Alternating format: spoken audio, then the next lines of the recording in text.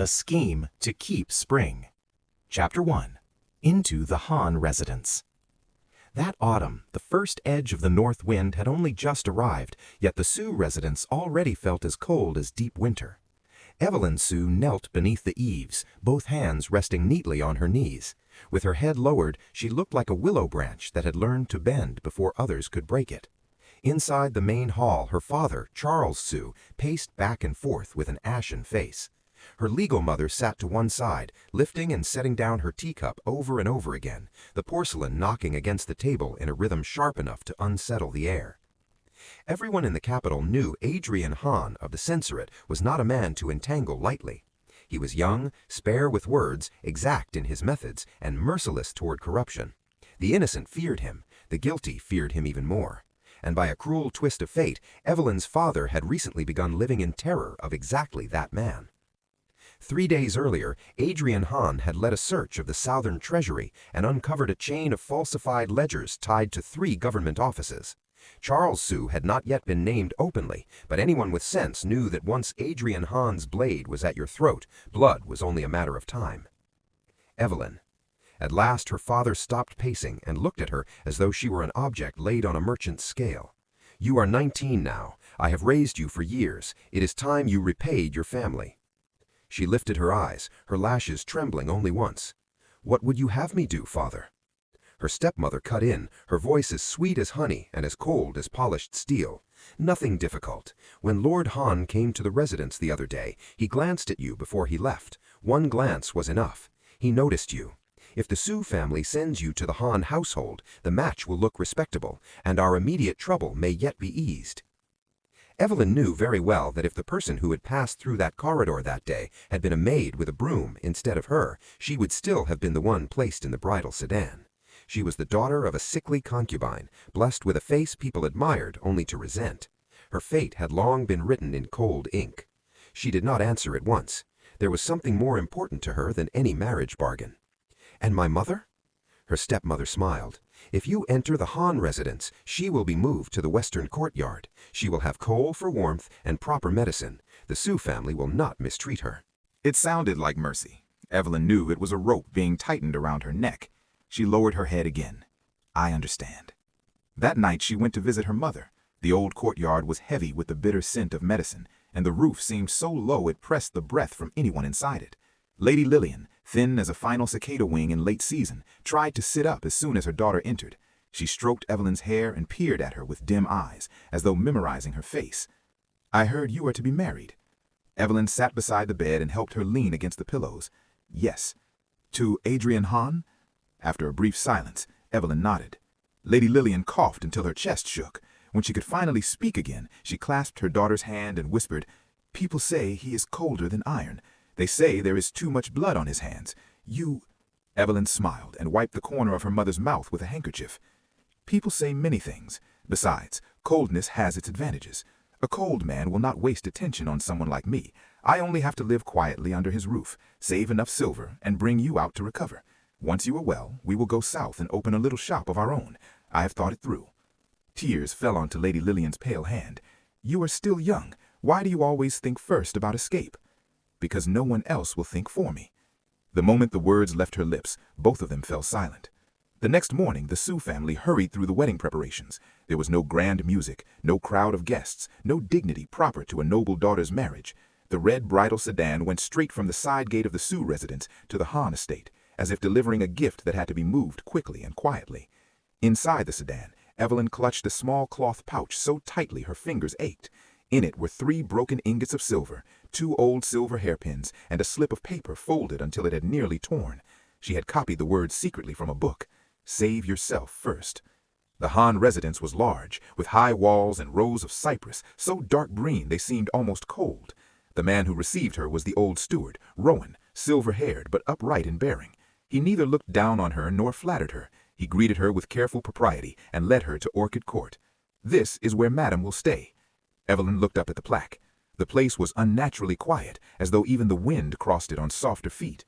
2 maids, Clara and Sophie, helped her change, then left her waiting until dusk deepened into night. Adrian Han did not come. He did not come the first day, nor the second. On the 3rd day, he sent several bolts of cloth, a box of pearls, and a brief message. If you lack anything, tell the steward.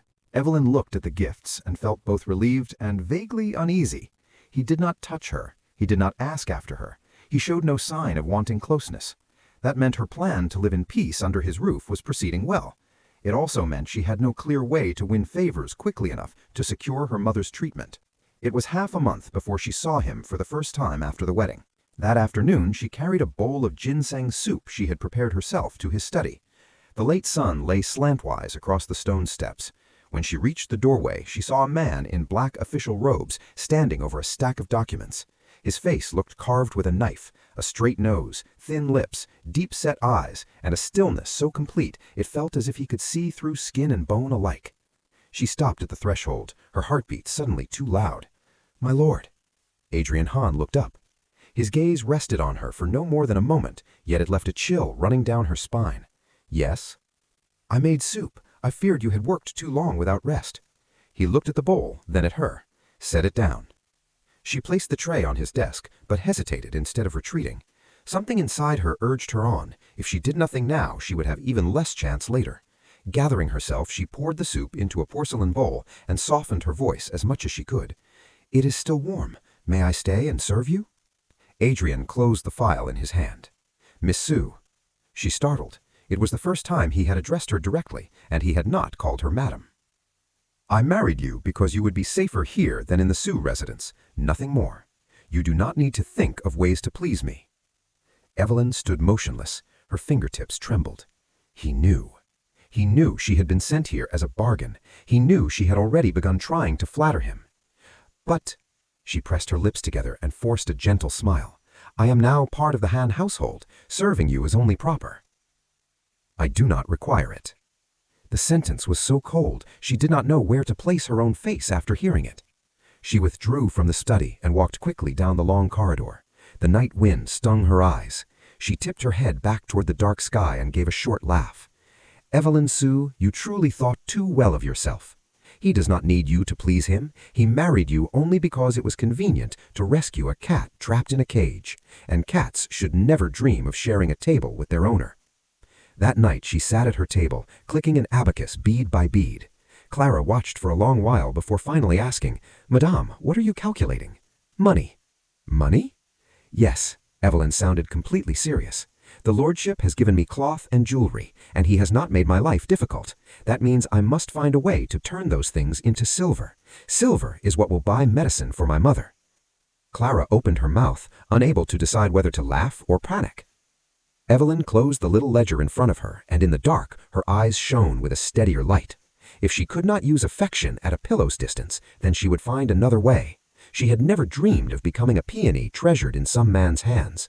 From the beginning to the end, what she wanted was only a path to live, and for the sake of that path, she was willing to try again. Chapter 2. Lessons from the Rouge Quarter.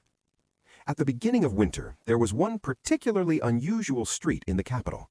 By day, it sold brocade, jeweled hairpins, perfumes, painted fans, and glass lamps. By night, when rows of pink lanterns were lit beneath the eaves, the whole street transformed into a garden of powder and laughter. At its far end stood a 3-story establishment called the Crimson Pavilion, a place frequented by singers, elegant hostesses, women of the arts, and wealthy merchants.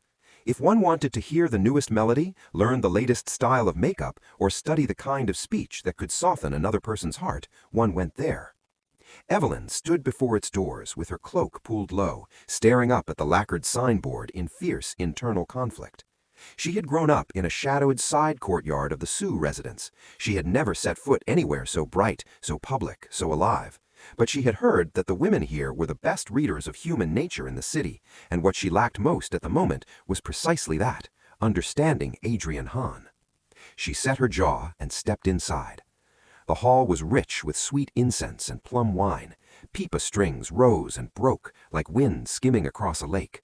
A woman in red silk approached, lips tinted scarlet, a round fan in her hand. She looked Evelyn over from head to toe and smiled.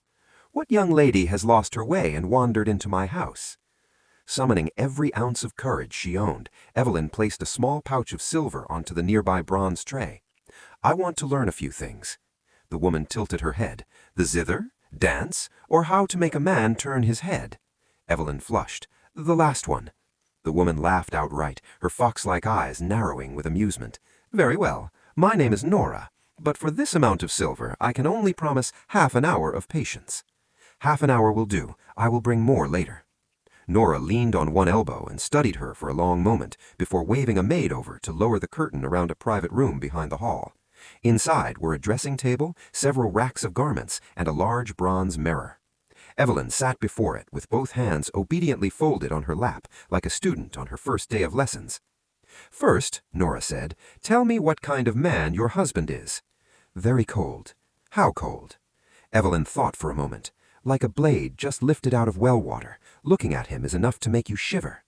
Nora laughed, her shoulders shook. "Interesting. Go on." "He speaks very little." "Go on." "He dislikes being touched." "Go on." "And he can be frightening." Nora tapped her fan against her palm.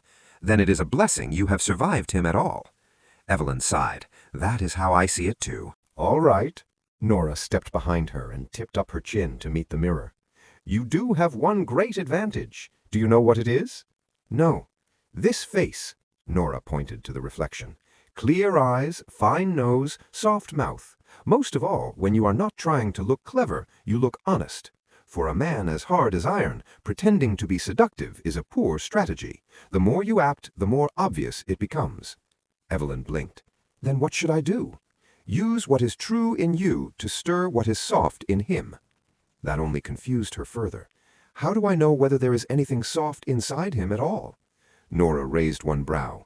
"Every man has some tender place. Some hide it beneath a sleeve, others bury it in the bone. Your task is to find it." By the end of her half-hour lesson, Evelyn had learned 3 things. First, never let her gaze burn too brightly, or she would look like a gambler staring at a gaming table. Second, touch was dangerous, but at the right moment, a light touch could do more than 1,000 sweet words. Third, cold people rarely remembered flattery. What stayed with them were things so genuine they were almost awkward. Evelyn held her head in both hands. It all felt harder than memorizing scripture. Nora laughed again and tossed her a small box of lip color. "A gift. Next time, bring more silver." "I will repay you." "Wait." Nora leaned against the doorway, her expression suddenly more serious. "Did you come here to win your husband's affection or to keep yourself alive?" Evelyn went still. Nora did not press. "If it is survival, do not let yourself fall too deeply. Men with rank and power can be medicine when they are gentle, and poison when they turn away. You do not look like someone who would survive that kind of pain easily." Evelyn tightened her fingers around the little box. She wanted to say she was perfectly rational. She wanted to say that from beginning to end she only needed silver, a path out for her mother, and a way to stand on her own feet. But for some reason the words rose, only to stop in her throat. By the time she returned to the Han residence, it was fully dark. North wind moved through the black pines, with a sound like footsteps following behind her. Back at Orchid Court, she changed into the new dress she had bought from the Crimson Pavilion. It was silk, the color of apricot blossoms, with a softer neckline and sleeves that fell more fluidly than anything she usually wore. It was not improper, but it looked entirely different from her usual clothes. As Clara helped pin up her hair, she stammered, "Madam truly intends to do this?" "Yes." "And if his lordship is angry?" "I will run." Sophie, standing nearby, turned pale. In this household, no one runs faster than his lordship's guards. That dampened Evelyn's spirit for a moment, but not for long. She drew a breath, steadied herself, and opened Nora's box. She brushed a little color onto her lips, then studied herself carefully in the mirror. The girl there looked both familiar and strange. The powder and color softened her, yet deep in her eyes remained the same determined steadiness of someone who had spent her life planning escape routes. Before Adrian returned, she slipped into his study and waited. There were stacks of unfinished files on the desk and a glass lamp giving off a low golden glow. At first she paced. Then, unable to sit still, she curled up on the couch by the desk with a cushion in her arms. She waited until the moon rose. She waited until her eyelids grew too heavy. And then she fell asleep. A light knock on the desktop startled her awake. The moment she opened her eyes, she found Adrian Han standing in front of her. He wore a black cloak, the edges still carrying the chill of the outdoors. His gaze moved over her slowly, as though assessing whether the thing on his couch was a person or some curious object that had blown into his study. Evelyn jumped to her feet, only to sway as the stiffness in her neck caught up with her. She grabbed the edge of the desk to steady herself. "My lord." Adrian said nothing. He only looked at her. Under that gaze, Nora's advice rushed back to her. Do not burn too brightly, and do not perform. So Evelyn bit her lip and used the gentlest voice she could manage. "You work too hard. I came to wait for you." Even to her own ears, the sentence sounded painfully awkward. Adrian closed the door behind him and took one measured step forward. "What were you waiting for?" Evelyn panicked. She remembered the lip color, the mirror, Nora's words about using what was true to stir what was soft. The more she remembered, the more tangled her mind became. In the end, she said the truest thing she could. "I do not know." A brief silence settled over the study. For one instant, it seemed the corner of Adrian's mouth moved. It vanished so quickly, she wondered if she had imagined it. "You came here without knowing?" Evelyn swallowed and decided there was no point in retreating now. "I heard that if husband and wife remain strangers, it is difficult to live peacefully in the same household. I wanted to see whether I might at least talk to you." "Only talk?" She lifted her eyes and saw something faint in his expression, neither mockery nor anger, but something thin and unreadable. Then she remembered Nora's second lesson. At the right moment, a light touch could do more than 1,000 words. So Evelyn bit her lip and used the gentlest voice she could manage. In the boldest moment of her life, Evelyn reached out and caught the sleeve of Adrian Hahn's robe. Only lightly. So lightly it felt as though a stronger gust of wind might have snapped her wrist. Adrian lowered his gaze to her small hand on his sleeve. Evelyn went rigid, bracing herself to be shaken off. But he did not do that. He remained silent for so long that she could hear the pounding of her own heart. "At this hour tomorrow," he said at last, "I will have one free watch after supper." She blinked. "What?" "If you wish to talk, come then." With that, he gently removed her hand from his sleeve and turned away into the inner room. Evelyn stood there like a figure carved from stone. Only after the inner door closed did she truly come back to herself. She snatched up the handkerchief she had nearly dropped and ran all the way back to Orchid Court. The moment she crossed the threshold, she grabbed Clara by both shoulders. "He did not scold me." Clara's hairpin tilted under the shaking. "Who? His lordship? He told me to come tomorrow. He said he would see me." Sophie nearly dropped the teapot she was carrying. Evelyn pressed a hand to her chest, frightened and thrilled all at once, her cheeks bright from cold air and excitement. Perhaps Nora had been right. Some doors did not open to flattery. If one was honest enough, clumsy enough, and unlike a trap, the other person might lower their guard by one small measure. And for Evelyn Sue, if Adrian Hahn was willing to open even the narrowest crack, she could push a little more light through it. Chapter 3. The Madam's Ledger. From that day on, Adrian Hahn truly gave her exactly one watch after supper. He called it conversation, but in truth Evelyn did most of the talking while he listened. She told him about the cassia tree in the Sioux courtyard that bloomed exactly 13 clusters each year. She told him how, when she was little and hungry, she had stolen rice flour to make fake rouge. She confessed that the dish she hated most was fish soup because she had once gotten a bone caught in her throat. Adrian sat at the table, sometimes reading documents, sometimes setting down his brush, answering with only a word or two now and then. He never acted especially patient, but neither did he interrupt her. For Evelyn, that alone was already progress. More importantly, once she began appearing regularly in his study, quiet changes spread through Orchid Court. The brazier was always replenished before the coals cooled.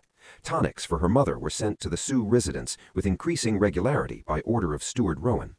Once she had merely remarked that the camellias blooming in a corner of the courtyard were beautiful, and it was a pity she had no proper vase for them. The next day there was a white-glazed jade vase in the study. Evelyn looked at the vase, then at Adrian, who was bent over a stack of records. "My lord." "Yes?" "Are you generous to everyone?" Adrian paused his brush and glanced at her. "Do you lack silver?" At once her eyes lit up. "Yes." He thought she was joking. She was not. With utter seriousness, she placed a small ledger on the table. Its cover was green, the pages still crisp. On the front, in careful little characters, she had written, "My account book." "Since you asked, I will make a report." She opened it and spoke with the brisk clarity of a shopkeeper. "My mother's medicine this month cost 3 taels and 2 mace. 2 boxes of coal cost 1 tael and 7 mace. If I convert half of the cloth you bestowed, it should cover another 2 months of medicine." Adrian looked at her for a long moment. "You even record the gifts I give you?" "Of course," Evelyn answered, as though it were self-evident. "If you give me something, I must know what it is worth. If I ever leave this residence someday, no one should be able to say I took too much and remembered too little." The words "leave this residence" changed the air between them. Adrian set down his brush and glanced at her. "You intend to leave?" Evelyn started, realizing she had spoken too quickly. She was never particularly skilled at elegant lies, so she gave a small, strained smile. "I only mean that one should plan far ahead." "And what does your far-ahead plan look like?" She lowered her eyes and turned the handle of his brush between her fingers. "To open a cosmetics shop." He had not expected that answer. One brow lifted slightly. "A cosmetics shop?" "Yes." The topic brightened her face at once. "I have loved making powders and perfumes since I was young. Dried peach blossoms, rose petals ground with glutinous rice, a little pearl powder mixed in. The color turns softer than the rouge sold in the market. If I can save enough silver, I want to go south one day and rent a little house in Jiangnan. The shop will be in front and a flower garden behind. My mother will sit in the sunlight and I will weigh fragrance powders, keep the accounts, and earn enough each day to feed us. We will not have to rely on anyone." When she finished, she realized the room had become too quiet and looked up. Adrian was watching her. It was not the same look he had given her that first day in his study. There was less coldness in it now, but something deeper in its place, as though he had just heard something too real to dismiss. "Why are you looking at me like that?" she asked softly. "It is nothing," he looked away. "It is simply rare to hear someone speak of profit and loss with such joy." Evelyn smiled. "Profit and loss are honest." "And people are not?" That gave her pause. After a moment, she answered quietly, "People are honest too, but they change more easily than silver does." Adrian said nothing more. Not long after that, a puzzling new pattern appeared in the Han residence. More and more gifts arrived at the gate. One household sent a prized inkstone, another delivered an antique vase. One even sent 2 rare bolts of woven silk, all under the name of congratulating Madame Han on joining the household. Stuart Rowan had everything carried to Orchid Court and asked where she wanted it stored. She stored none of it. Instead, she had a long table set up in the main hall and spread her ledger across it. She carefully recorded who sent what, the estimated value of each item, and the expression on each messenger's face when the gift was delivered. Clara read names until her throat grew hoarse. Sophie pasted red labels onto every trunk and box. When Adrian walked past and saw the scene, he stopped. "What are you doing?" Evelyn, chewing on the end of her brush, looked up as if the answer were perfectly obvious. "Keeping accounts." He frowned. "Not your debts," she clarified. "The debts of obligation others hope you will remember. If any of them cause trouble later, I want to know exactly who once tried to curry favor with what gift." Then she lowered her head again and ran one finger down the page. "The Duke of An sent bright pearls. The Chancellor's residence sent a jade wish-granting piece. As for Minister Liang—" She stopped abruptly. "Minister Liang sent 2 beauties?" Clara nodded, equally bewildered. Sophie swallowed. "They are waiting in a side room for now." Evelyn sat still for 3 full breaths, then turned to Adrian. "My lord?" "Yes?" "You do not intend to keep them, do you?" Something in her expression almost made the corner of Adrian's mouth lift. "What do you think?" "It would be unwise." "Why?" "If you keep them, the residents must spend more rice." Adrian actually laughed. It was the first time Evelyn had seen him laugh openly. The smile was quick and faint, but it softened the severe lines of his face all the same. She stared at him before she could stop herself. "Steward," Adrian said to Rowan, "send them back." "Wait," Evelyn said at once. He looked at her. "If the women are sent back, can we at least keep the dowries they came with?" Steward Rowan nearly choked. Adrian looked at her long enough that she began to feel guilty, but in the end he only said, "No." "What a pity," she sighed. Adrian turned to leave, but before he passed beyond the doorway, he added, "From today on, every gift sent into this residence is to pass through Madame's hands first." Steward Rowan bowed his head in acknowledgement. Evelyn remained seated in the middle of the stacked trunks and gift boxes, feeling something odd kick once in her chest. She lowered her brush and wrote in the corner of the page, Today, my lord smiled once, impossible to price. That evening, when Adrian returned to the room, Evelyn was still moving abacus beads back and forth. He set a piece of jade in front of her. "What is this?" she asked. "A warming jade. It is good for the circulation." Evelyn picked it up and felt a mild warmth spreading into her palm. One glance was enough to tell her it was worth a great deal. The small shopkeeper in her immediately stirred awake. "If I sold it—" "You may not sell it." He said it so quickly that she swallowed the rest of the sentence. Evelyn pouted, but obediently fastened it around her neck. The jade touched her skin coolly, without chill. After a moment she asked, "My lord, are you kind to me because I pity me, or because I am useful?" Adrian stood beside the table, looking at her for a long time. "Neither." "Then why?" Outside, wind brushed the shutters, and the candle flame wavered. Adrian lifted a hand and straightened the jade at her throat. His fingers brushed the edge of her ear by accident, warm and dry. Evelyn did not dare move. "When I came to the Sioux residence," he said slowly, "I looked at you twice. While everyone else lowered their heads in fear, you secretly slipped a packet of cakes to a maid who had just been beaten." Evelyn froze. That had happened nearly half a year ago. She had thought no one noticed. I did not want someone like that to die in the Sioux household. He lowered his hand. "That is all." Then he turned and stepped out to call for hot water, leaving her sitting there with the ledger open in front of her and the abacus forgotten. After a very long while, Evelyn drew the little book toward herself again and wrote one more line. "My lord remembers what I had forgotten." She stared at the words for a long time, and somewhere inside her chest, inside the small private place she had reserved only for plans and escape routes, something opened with the quietest crack. Chapter 4. Night Rain and the Black Cloak. Once Evelyn began overseeing the gifts that flowed into the Han residence, the city began looking at Madame Han differently.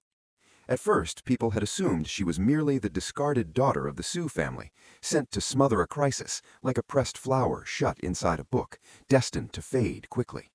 Instead, barely a month after entering the residence, she was seated in the main hall with perfect composure, recording every item, every messenger, every implied favor. She even dared ask outright whether a certain gift was meant as a congratulations or as a request that she whisper a few convenient words in her husband's presence. Her reputation in the capital became an odd thing. Some laughed and said Madame Han loved money too much. Some said she was sly. Others, more quietly, admired her. To have a voice beneath Adrian Han's shadow and not be crushed by it was not an easy feat. Only Evelyn knew the truth. She had never wanted anyone's admiration.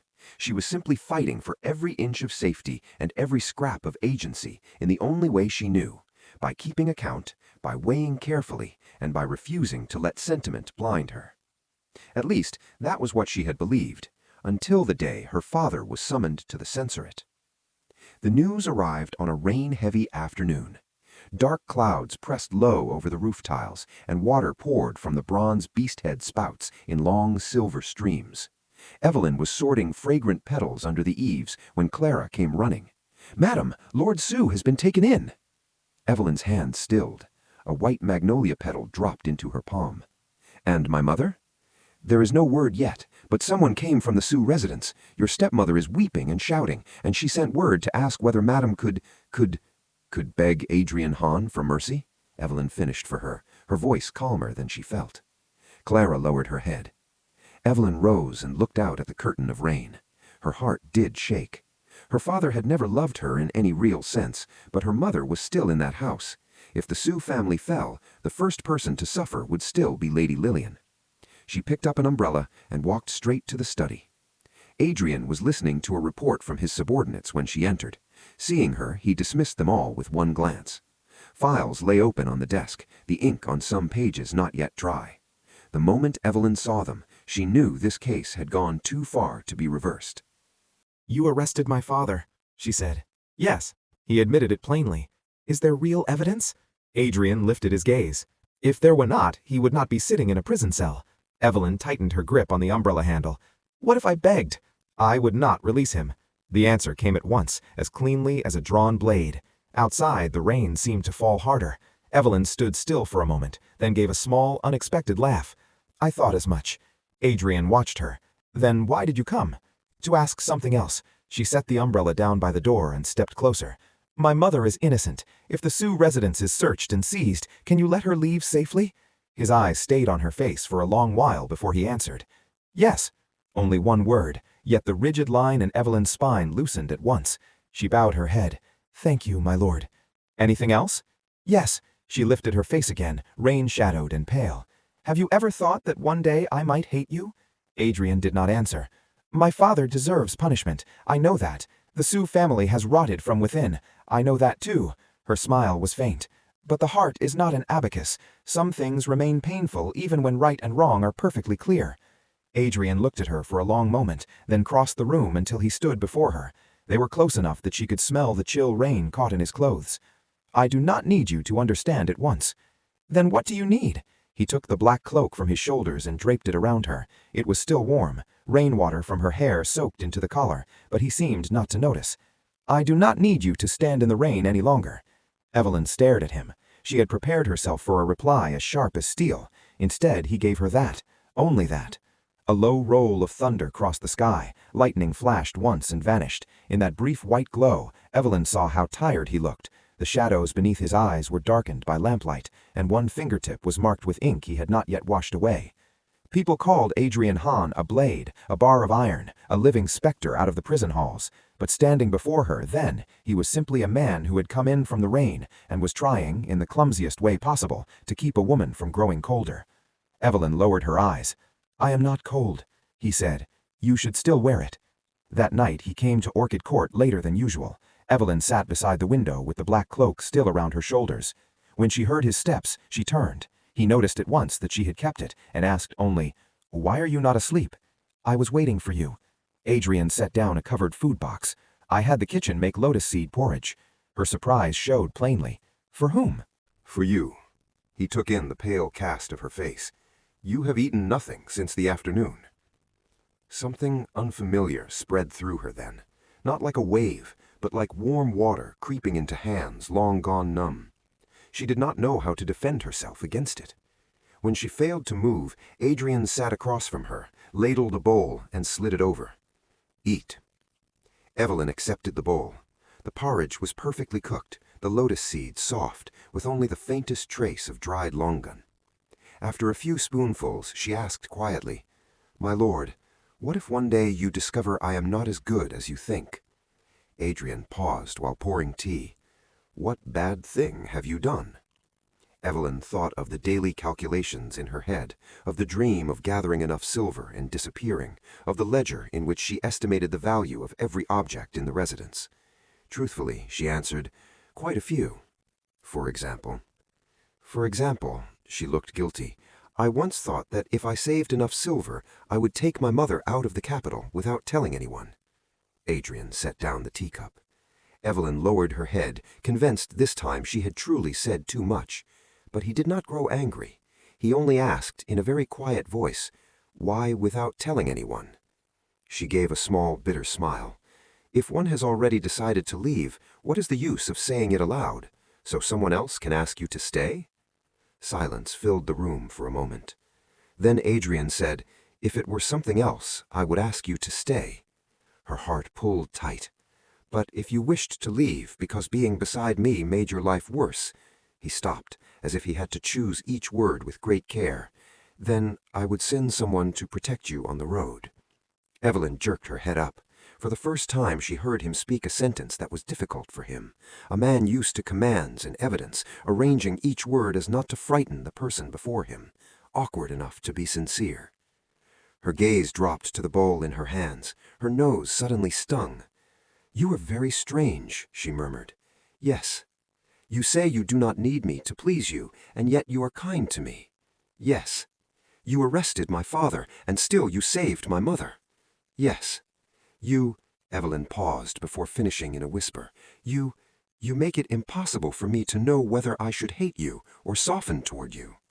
Adrian held her gaze. Then do not choose yet.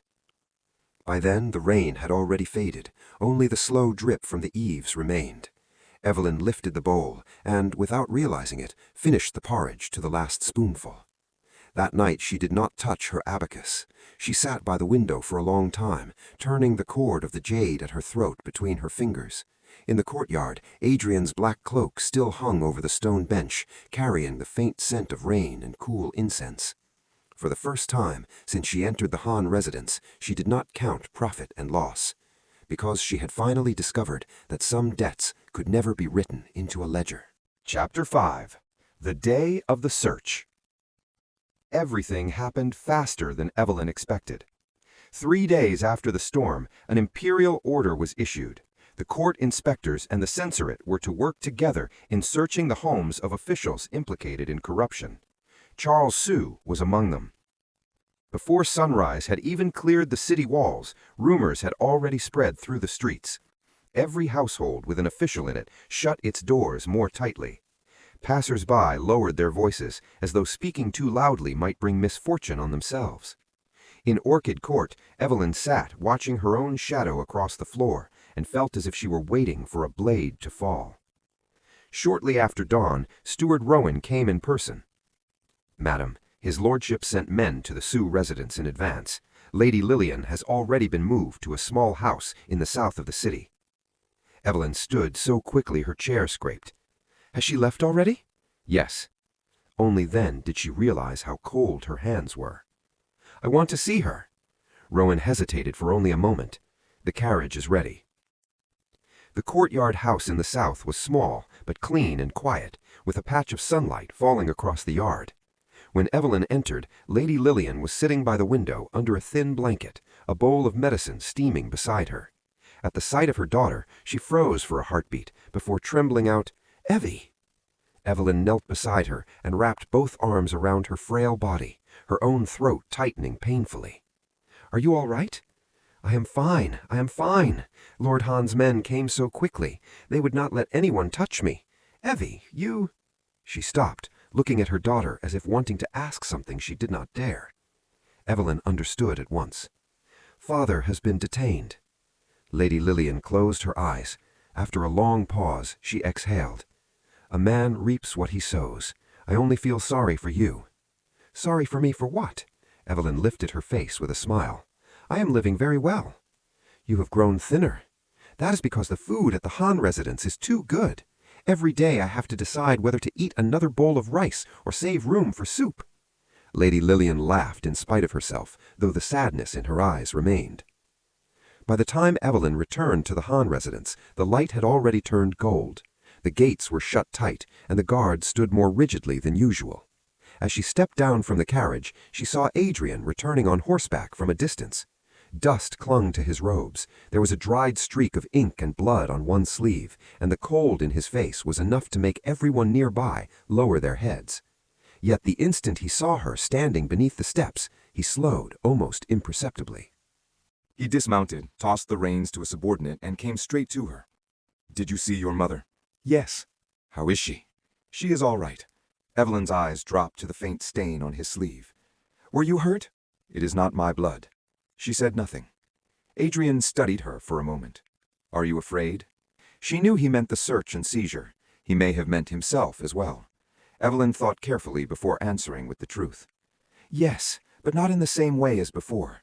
Before, she had feared him as one fears a blade that might cut through a life without warning.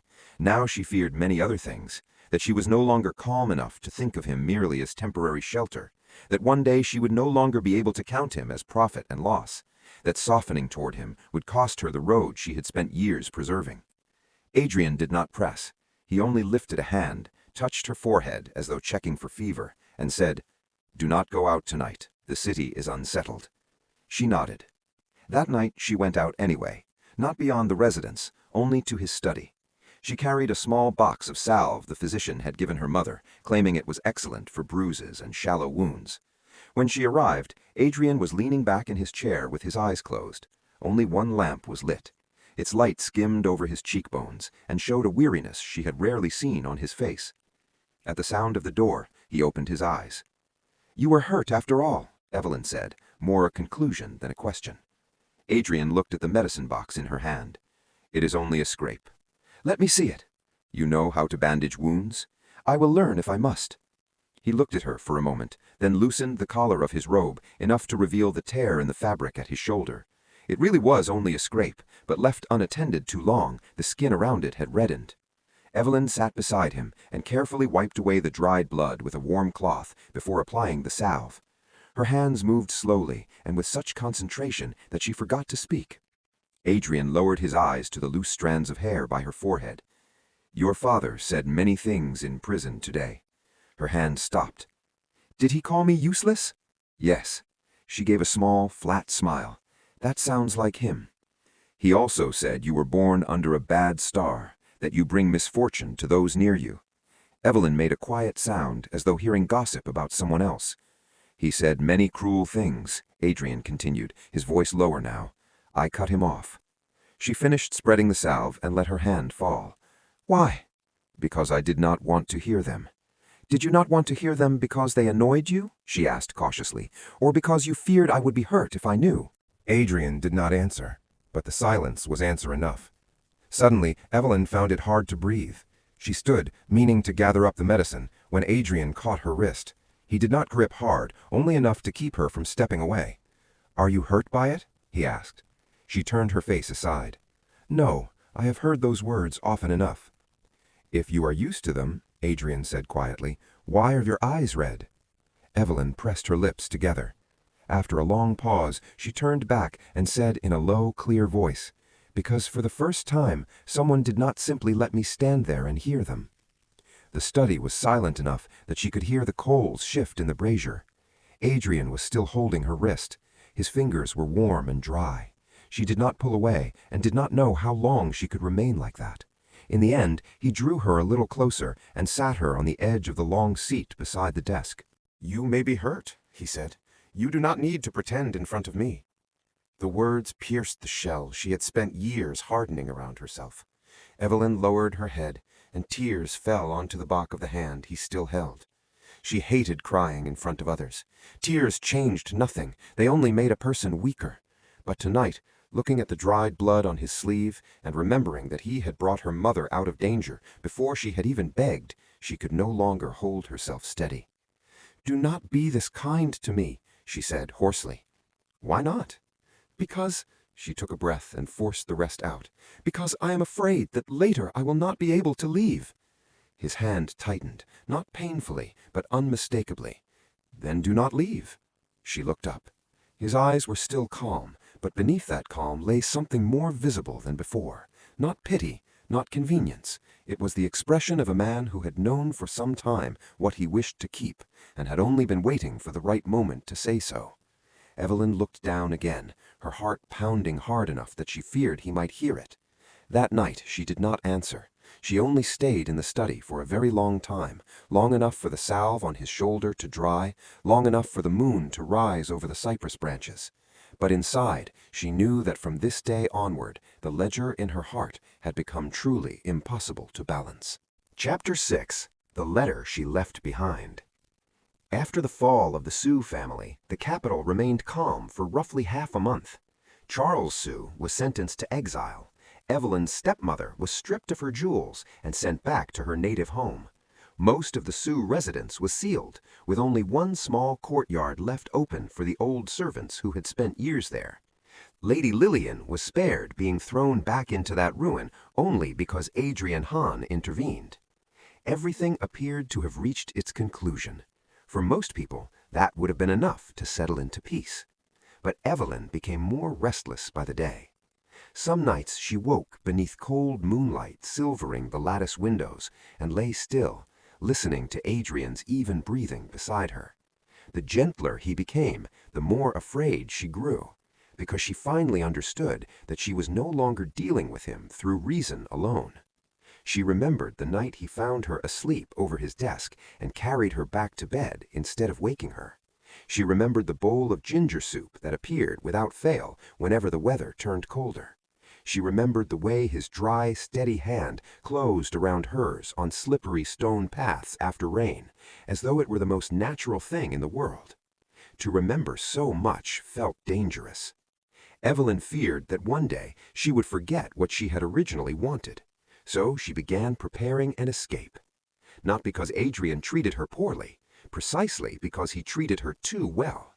She asked permission to visit her mother more often in the little house south of the city. Adrian agreed and even sent more attendants with her. During those trips, she secretly paid people to ask about small rental homes and shopfronts in Yangzhou. She put aside all the silver she had saved and buried a small box beneath the camellia tree in Orchid Court. Inside were her savings, several pieces of jewelry Adrian had given her and that she still could not bear to sell, and the cosmetic formulas she had been refining. Lady Lillian was the first to notice that something had changed. One afternoon, while Evelyn was retying the straps of a medicine chest, her mother suddenly asked, "Do you truly mean to leave?" Evelyn's hands stilled. "Mother, I watched you grow up. How could I not know what is in your mind?" Lady Lillian coughed lightly. "Evie, I know you learned very early to save yourself, but this time, are you certain?" Evelyn lowered her head. After a long silence, she said, "No, I am not certain." "Then why go?" "Because I am not certain." Her smile was very faint. "If I stay longer, I will truly begin relying on him, and I cannot live by asking someone forever to be kind to me." Lady Lillian sighed. "Lord Han is not the sort who changes with the weather." "I know." Evelyn's voice softened further.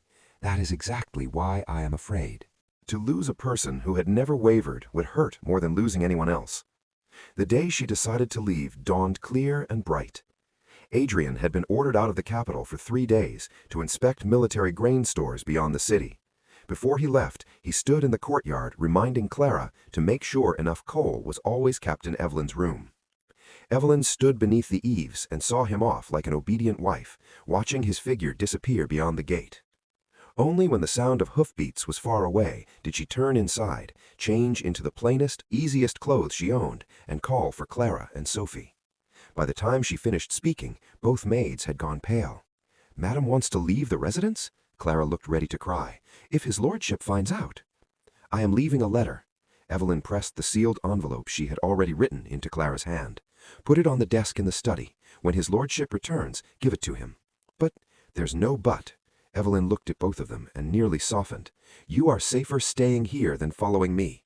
I am only taking my mother south to recover and opening a small shop in Yangzhou. His lordship will not punish you." Sophie's eyes reddened. "Madam, if you go, his lordship will be furious." Evelyn said nothing. She knew that already. That was why her chest hurt, as if something inside it were being torn loose. By noon, she had taken Lady Lillian into a small hired carriage prepared in advance. They carried only 2 trunks, a modest amount of silver, and the stack of perfume and rouge recipes she had collected over the years. Before stepping into the carriage, Evelyn turned for one last look at the Han residence. High walls, dark gates, silent cypress trees. It had never truly been her home, and yet in that moment the thought that she might never again see the man who stepped from the study at the end of the corridor made her heart tighten so sharply she could scarcely breathe. The carriage rolled away. The letter she left on Adrian Han's desk contained only a few brief lines. "My lord, I am taking my mother south to recover. I will remember every kindness I received in this residence. I ask to keep the warming jade as a token. If fate allows, I will return it one day. Please do not be angry. Please do not look for me. Consider me indebted to you for one spring I never had the courage to speak aloud." But Adrian looked for her anyway. When he returned, dusk had barely fallen. Even before his horse stopped, he saw that Orchid Court was half empty.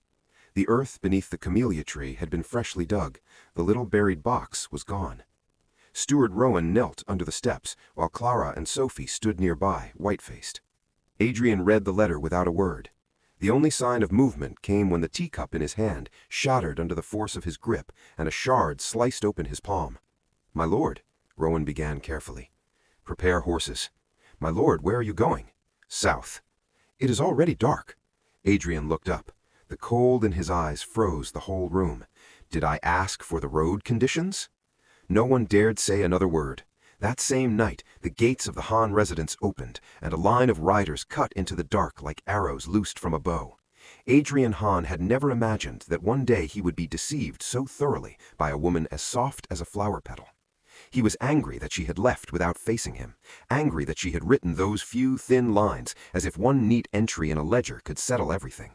Most of all, he was furious that even while it felt as if something had been torn out of his chest, he still could not bring himself to truly resent her.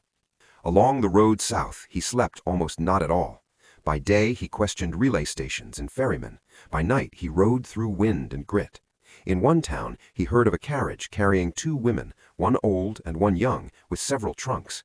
In another he learned they had crossed the river by boat the day before. Each time he pushed on again. The men riding with him had never seen their lord like this. The official road stretched endlessly ahead. First snow dusted his shoulders like pale ash. Adrian rode through it with wind-dried lips, one thought repeating again and again in his mind. Do not look for me. She had told him not to search, and yet she had chosen the most difficult route possible for anyone trying to disappear. Evelyn Sue truly knew how to drive a man to distraction. But she had forgotten one thing. A man like Adrian Hahn, once he decided to find someone, would follow the trail to the very end. Chapter 7. Orchid Fragrance in Yangju. 3 months later, on a street near the river in Yangju, a small cosmetic shop appeared under the name Orchid Fragrance. It was not large. The front of the shop held only 2 wooden display racks lined with rouge boxes, pressed powder, pomelo flower oil, and a few ordinary jade combs. But the fragrance inside was distinctive.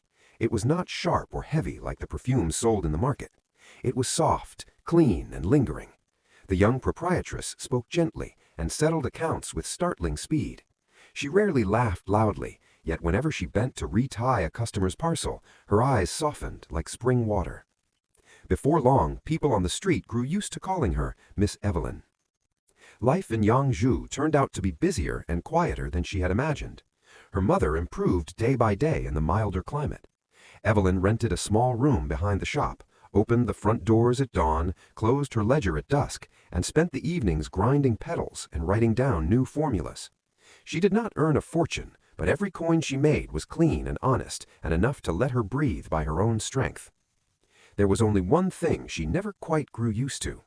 At night it was too quiet. No faint rustle of official papers turning in a study, no cool trace of incense on a black cloak, no man who stayed silent for a very long time before answering with a sentence too truthful to ignore. Clara had come south with her for part of the journey, but as promised, Evelyn eventually sent her back. After that, she asked for no news from the capital. She did not ask whether Adrian was angry. She did not ask whether he had tried to find her. She did not ask why some nights she dreamed of him standing outside the little shop door while the southern wind stirred his dark robes, and she herself forgot even how to greet him. By spring of the following year, Orchid Fragrance had begun to gather regular customers. One of them was Julian Shen, the son of a silk merchant in Yangju. He was well-read, gentle in temperament, and refined in speech. At first, he came only to buy pomelo oil for his mother. Later, he helped Evelyn find a better supplier for wrapping paper. Once or twice, he repaired a warped latch on her window without making a fuss over it. The people on the street gradually guessed his interest. A matchmaker even hinted that a young widow such as Miss Evelyn were to remarry a decent man, that would hardly be a bad thing. Evelyn only smiled awkwardly when she heard it. Julian did not press her. He merely stood by the display shelf, watching her weigh fragrance powders, and said in his mild way, "You manage this entire shop alone. If you ever need help, call for me." "Thank you, Master Julian." "Please do not be so formal," he smiled. "You speak naturally to everyone else. Only with me do you keep your distance." Evelyn lowered her head as she tied a label onto a rouge jar. "That is because you are a good man. I do not wish to make you misunderstand." Julian paused, then let out a small laugh. "Misunderstand what?" "That I am capable of beginning something new." Her voice was soft, but unmistakably clear. Julian fell silent for a moment. At last he only reached over to pull the window panel back into place where the wind had loosened it. "Then the one in your heart must be a very fortunate man." Evelyn gave no answer. Whether that man was fortunate or not, she did not know. She only knew that ever since leaving the Han residence, she had not once succeeded in truly forgetting him. And then, on a drizzling spring afternoon, he appeared. Evelyn was standing behind the counter settling a sale when she heard the abrupt stop of a horse outside. A gust of cool air blew in, followed by the tall figure of a man dressed in black. The entire shop seemed to still. She looked up. Adrian Han stood beneath the eaves, rain mist still clinging to his shoulders. His gaze crossed the rows of rouge boxes and powder tins and locked onto her. It had only been a year, yet he looked slightly leaner than before, his features sharper still. But what caught in her throat was not that. It was his eyes, tired, restrained, carrying anger and something else beneath it, like a fire that had burned far too long. The abacus in her hand slipped and struck the counter with a crack. "Miss Evelyn," Julian said from the back storeroom as he stepped forward. Seeing her face, he asked, "Do you need me to—" Before he could finish, Adrian had already entered fully. "No." His voice was cold enough that even the customers in the shop quietly put things down and drifted outside. Within moments, only 3 people remained. Julian looked at Adrian and immediately understood that the man before him was not someone ordinary. Instinctively, he shifted half a step in front of Evelyn. "And this gentleman is—" Adrian did not answer him. He kept his eyes on Evelyn and forced out each word as if over stone. "You told me not to look for you?" Evelyn parted her lips, but nothing came out. Julian turned toward her. "Evelyn, who is he?" She stood silent for several breaths before answering in a low voice. "He is my former husband." The instant the words "former husband" left her mouth, Adrian's expression darkened. "Former?" he said with a thin smile. "Did I die?"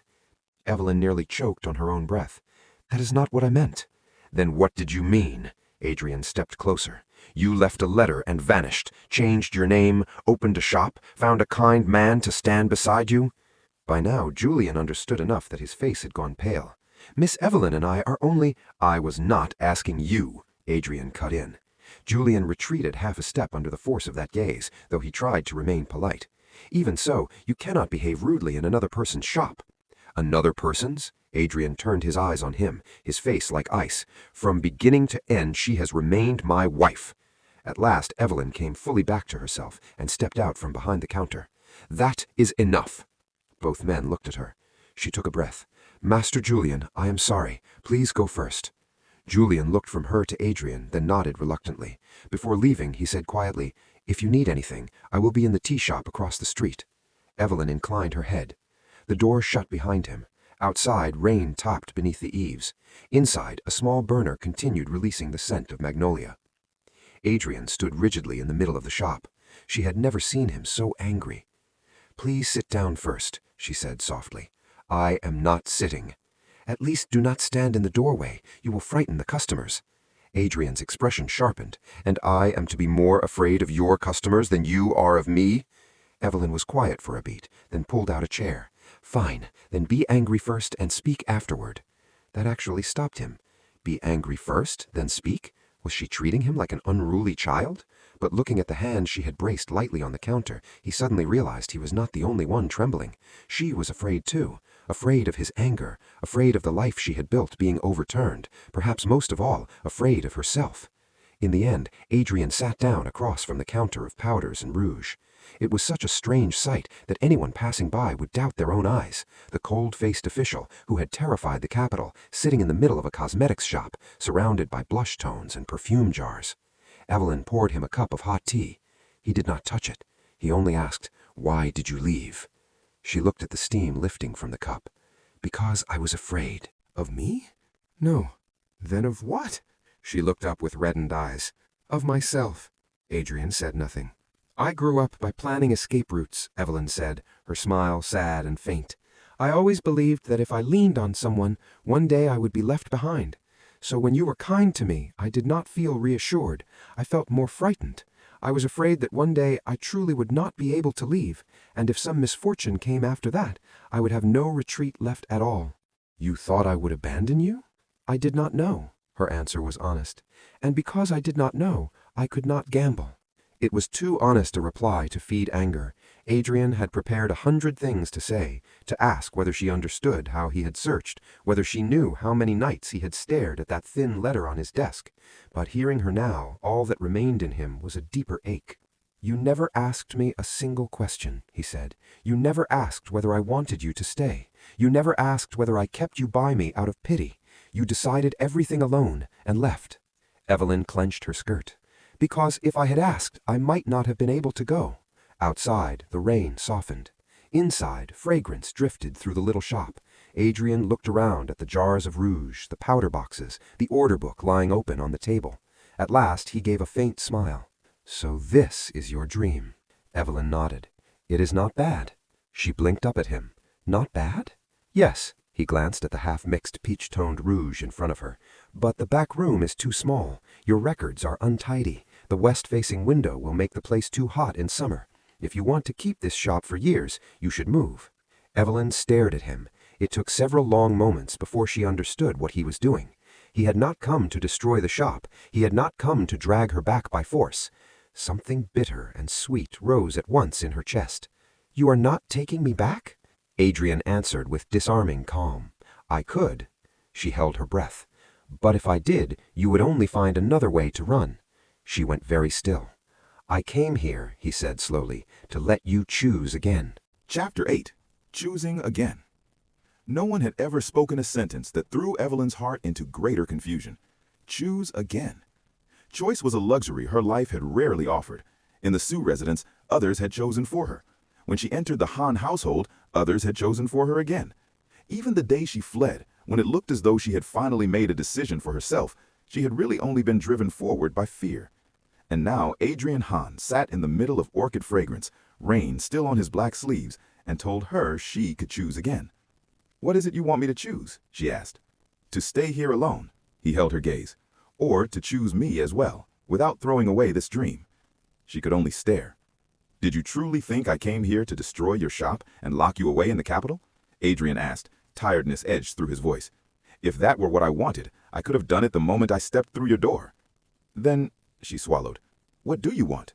"You." Only that one word. But it fell among the rouge jars and perfume tins with the weight of an oath. Evelyn lowered her eyes at once. After a long silence, she managed, "What if I say I still want to remain in Yangzhou? Then I stay here with you for a while. Or I buy a house nearby for your mother to recover in. If duty does not allow me to remain, I will travel between the two places until you wish to return, but I will not accept you disappearing again." She forgot even to blink. "Could you really do that?" "It would not be easy," he said, "but yes." A man like Adrian Han did not say impossible lightly. If he said something could be done, then he had already begun planning how. Evelyn stared at her own trembling fingers. "I am not worth that much trouble. That is for me to decide." "But you once said people change more easily than silver," Adrian cut in, his eyes deepening. "Then let me tell you now, I do not change easily." Outside, the rain had stopped. Lamps were beginning to glow along the riverside street. Through the paper window, warm yellow light swayed across the floorboards of the little shop. Evelyn stood motionless and felt as though all the plans she had arranged for years were pieces on a board suddenly blown out of position. She had wanted independence. She had wanted her own cosmetic shop. She had wanted a roof under which she and her mother would not need to read anyone's moods in order to survive. Now she had built that life with her own hands. But what about Adrian? What about the man she had abandoned because she thought leaving him was the only way to keep herself? If she refused him again, would she truly be choosing freedom, or merely continuing to run from the same old fear? She lowered her eyes and asked very softly, "Did you resent me this past year?" "Yes." Her heart tightened. "But resentment would not have brought you back." His voice was quiet. "So I searched instead." Evelyn bit her lip until it hurt. "For a long time? Long enough to learn that you hide better than I expected." He did not say more. He did not tell her how many nights he had ridden without sleep, how many false trails he had followed, how many times he had nearly lost her trace, but his silence made her chest ache more than any detailed confession could have. She opened a drawer and took out the warming jade he had once given her. In all that year she had never sold it. On many nights she had held it in her palm and remembered his quiet words. "I did not want someone like that to die in the Sioux household." She placed the jade on the table between them. "I cannot return this. I am not asking for it. I do not have the heart to return it either." Her smile shook. "I slept with it beside me for a whole year." Adrian looked at the jade, then at her. "And still you left?" Evelyn bowed her head a little. "I was wrong." She rarely admitted fault to anyone, yet speaking those 3 words now made her strangely lighter. Adrian exhaled slowly, as though at last a stone lodged in his chest had shifted. He stood and crossed the room. Evelyn did not retreat. He raised one hand and touched her hair, the gesture familiar and careful, exactly as it had once been. "I do not need your promise that you will never leave for the rest of your life," he said. "I only need this. If you ever wish to go again, look me in the eye first and tell me." Her tears fell at once. "You make that sound easy," she choked out with a laugh. "If I looked you in the eye, do you think I could still go?" At last the smile that reached his eyes appeared. It was not the brief, reluctant curve she had seen in the past. It was a real smile, softened from somewhere deep inside. Then he bent and drew her into his arms. Evelyn breathed in rain, road dust, and that familiar thread of cool incense. His embrace held her firmly but not tightly, as though confirming to himself that she was truly there. "Last year," he said quietly near her ear, "I had already decided that once your father's case was settled, I would petition the court and give you a proper public wedding to make up for the first. I returned and found that you had run away instead." Evelyn jerked back. "Truly?" "Yes." "Then I ran away from an enormous amount of bridal gifts." Adrian stared at her for one beat and then laughed out loud. Hearing that sound, Evelyn felt both embarrassed and close to crying again. "And you are laughing?" "You are crying and still thinking about wedding gifts," he said. "How could I not laugh? That is a serious loss." "Very well," he brushed the tears from her lashes. "This time I will make it double." She was left not knowing whether to laugh first or cry harder. That night Adrian did not return to the government inn. He stayed in the small house behind Orchid Fragrance. Lady Lillian was tense at first when she saw him, but after hearing the short version from her daughter, she slowly settled. Late that evening, Evelyn carried a lamp out to the courtyard and found Adrian standing beneath an old trellis of orchids, looking up at the Yangtze sky. "It is prettier here than in the capital," he said. "I know." She came to stand beside him. "Spring arrives earlier here." Adrian turned his head toward her. "Then will you let me welcome the early spring here with you?" Evelyn smiled through the traces of tears still on her face. "Yes." Chapter 9. Returning is not retreating. Adrian Hand stayed in Yangtze for 10 full days. 10 days were enough for everyone on the street to learn that the man in black who often appeared in Orchid Fragrance was not someone to provoke. He spoke little, but one look from him was enough to make the local troublemakers near the docks choose another road entirely. He sat in the shop watching Evelyn mix rouge, and sometimes even took up a brush to help her organize the account books. Female customers found him too severe to stare at for long. Male customers, seeing him beside the counter, suddenly discovered urgent reasons not to linger. Julian Shen came by once as well. He brought a box of new tea and several better planks of wood to replace Evelyn's old display shelves. Seeing Adrian seated beside her abacus, he paused, then walked in anyway. "I came to say farewell," he said as he set the things down. "I heard Miss Evelyn will soon return to the capital." Evelyn glanced at Adrian before nodding lightly. "I plan to take my mother back with me, but I am not closing this shop." Julian looked surprised. Adrian answered for her. "I have already bought the house next door. In 2 months the repairs will be finished. Orchid Fragrance can expand then." Julian looked from Adrian to Evelyn and gave a small wry laugh. "Then of course I never really had a chance." Evelyn flushed. "Master Julian!" "It is fine." He folded his hands politely toward Adrian. "I simply did not know before. I hope Lord Han will not hold it against me." Adrian gave one short nod and let the matter rest. After Julian left, Evelyn turned to Adrian. "You do not need to act so magnanimous." "I am not acting." "You are not jealous?" "Yes." She blinked. "You are, and yet you still let him go peacefully?" "He never touched you." That answer flushed her cheeks at once. Adrian saw it, and the corner of his mouth lifted again. Compared with a year ago, he smiled much more often now, though almost always only for her. When all was finally arranged, Evelyn and her mother returned to the capital. This time she did not sit in a cramped hired carriage like a fugitive. Adrian prepared a spacious carriage with soft cushions, food, and hot water enough for the journey. Lady Lillian watched her daughter and the man who had once been only her son-in-law and could not help sighing. "Evie, you truly made everyone worry all the way around in a circle." Evelyn leaned against her shoulder with a smile. "But I still made the choice myself." Lady Lillian stroked her hair. "Yes, this time it really was your choice." When they reached the Han residence, nearly everything in Orchid Court remained as it had been. The camellia tree had been replanted. The little buried box had been dug up and placed safely in storage. On the writing desk in the study, her green ledger still lay where she had left it. The only difference was a letter beside it. "What is this?" she asked. Adrian handed it to her. "Open it." Inside was a contract for the purchase of the neighboring shop property in Yangtze. The buyer's name was Evelyn Su. Behind it was a set of plans for a new storefront twice as wide as the old one, with a separate room for trying cosmetics, a larger storeroom for herbs and fragrance materials, and a little garden courtyard in the back for flowers. Evelyn read it once, then again, opening and closing her mouth helplessly. "When did you do this?" "While you were still deciding." "And if I had chosen not to return with you?" Then it still would have been yours. He looked at her steadily. I told you already, I will not destroy your dream. The contract warmed in her hands. Adrian. Yes? I think I still owe you. No need to calculate it. That is impossible. Old habits rose at once. A debt must be written down. So that very night, Evelyn took up her green ledger and opened a new page. She held her brush over the paper for a long time, before writing, "For the expanded orchid fragrance shop, ode to Lord Han, 1 house, 2 storerooms, 3 wagons of fragrance materials, and an uncounted number of roads traveled between Yangzhou and the capital." When she finished, she looked up. "Is that correct?" Adrian sat across from her, read the line, and said, "No." "What is wrong with it?" "You forgot to include yourself." She choked on a laugh.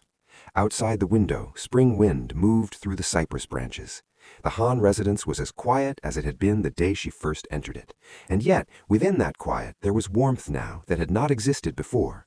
Lady Lillian moved into the western courtyard, the very place Evelyn's stepmother had once promised but never truly intended to give. Clara and Sophie nearly cried when they saw her return. Steward Rowan looked 10 years older than before, but even he smiled behind his sleeve when he saw Madame run immediately to inspect the replanted camellia tree. A month later, Adrian petitioned the court to amend the marriage record and formally wed Evelyn again with full ceremony. This time there were proper gifts, musicians, and lanterns stretching from one end of the street to the gates of the residence. The city was astonished, but beneath the astonishment ran a quiet understanding. Adrian Han was not remarrying to mend old appearances. He was placing a woman openly in the center of his heart. On the evening before the wedding, Evelyn sat before her mirror while Clara arranged her hair. Looking at her own reflection, she suddenly remembered the girl she had once been, the one clutching 3 small silver ingots and a folded scrap of paper that said, "Save yourself first," while sitting silently in a red bridal sedan. That girl had thought only of escape. Now, for the first time, Evelyn understood that sometimes returning was not retreating at all. Sometimes it was simply finding the place where one could finally stand still. Chapter 10. Keeping Spring. On the day of the wedding, the sky was perfectly clear. The camellias in the front court had just opened, pale petals scattered across the path. After a long winter, warm wind finally returned to the capital. New lanterns hung all through Orchid Court. Red silk draped the windowsills.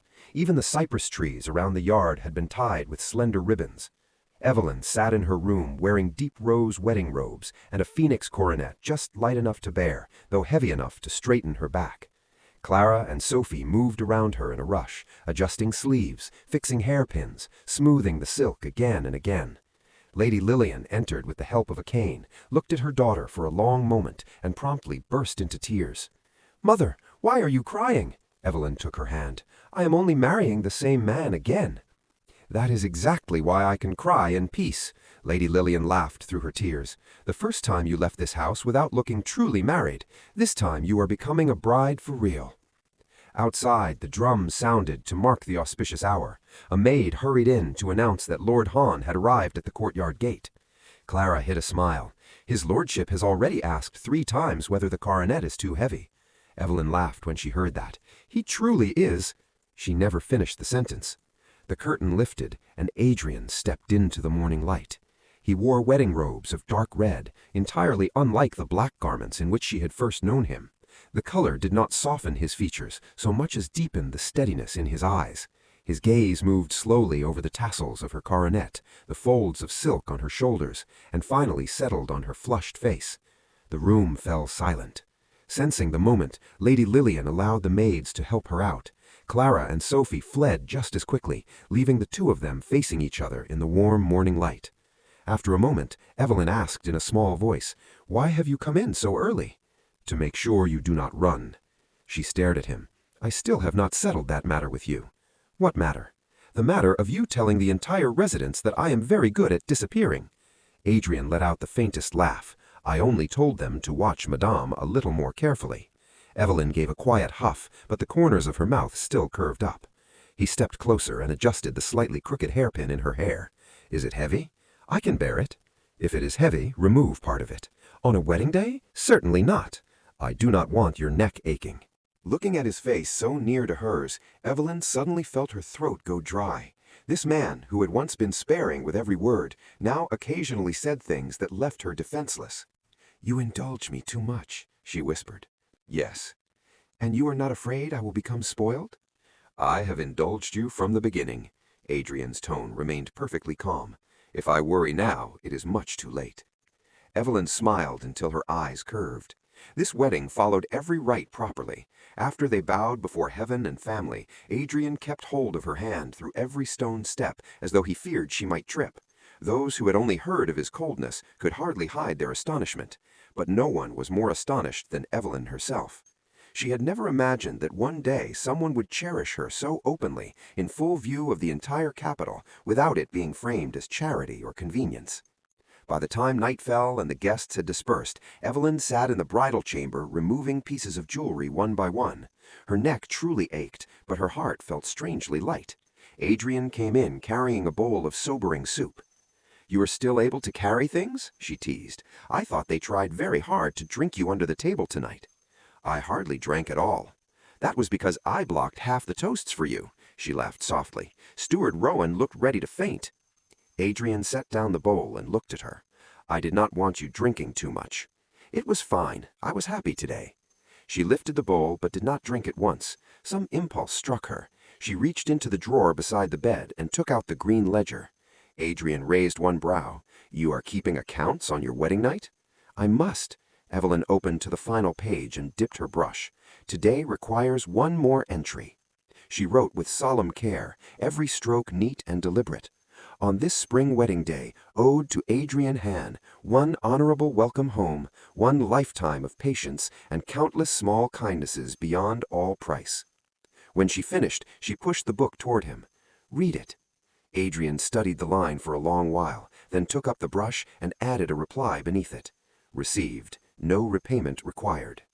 Evelyn looked at those firm, unhesitating words and felt her nose sting again. "If you keep doing this, what use will my ledger be?" "It will still have one use." He closed the book and drew her closer to him. "Someday our child can read it and learn exactly how good his mother was at calculating things." She blinked. "Our child?" Adrian's eyes softened at her expression. "What, you do not want one?" Her face warmed instantly. "I simply had not thought so far." "That is all right." He brushed his thumb lightly over the back of her hand. "I can wait." Outside the window, spring wind stirred the red curtains. Candlelight filled the room with warmth. Evelyn leaned her head against his shoulder and listened to the steady rhythm of his heartbeat beneath the wedding robes. She remembered those early days at the Han residence, when she had sat alone under lamplight, clicking an abacus, thinking only of silver, survival, and escape.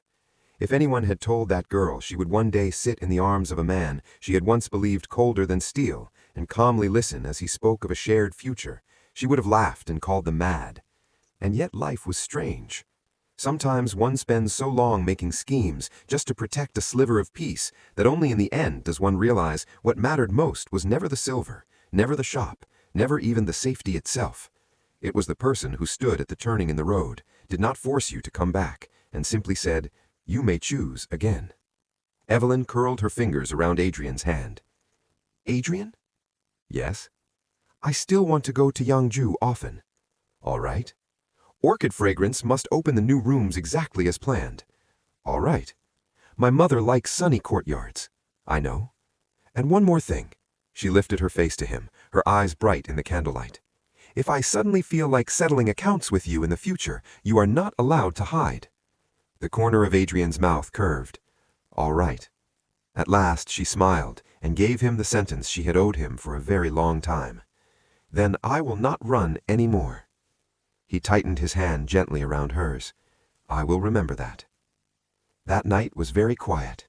Not the empty, cold quiet of a great household built of stone and distance, but the quiet that comes only after two people have made their way through suspicion, detours, fear, searching, and return, and finally sit down beside one another for real.